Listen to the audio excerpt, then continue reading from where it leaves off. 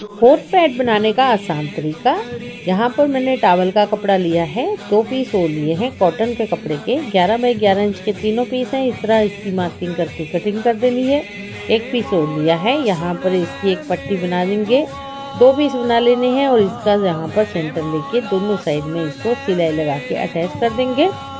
इसके बाद दूसरा पीस इसके ऊपर रख के सिलाई लगा देनी है। सिलाई लगने के बाद दूसरी साइड से यहाँ पर इसका सेंटर से कट कर देंगे और यहाँ से इन दोनों को मिलाना है और यहाँ पर थोड़ा सा छोड़ देंगे, वहाँ से लाइन ही लगाएंगे। बाकी सारे में सिलाई लगा देंगे। जब तक सिलाई लग रही है, आइडिया आपको अच्छा लगे वीडियो को ज़्यादा से ज़्यादा शेयर करें, लाइक करें, कमेंट करें। इस तरह सीधा कर लेंगे और यहाँ पर सिलाई लगा देनी है।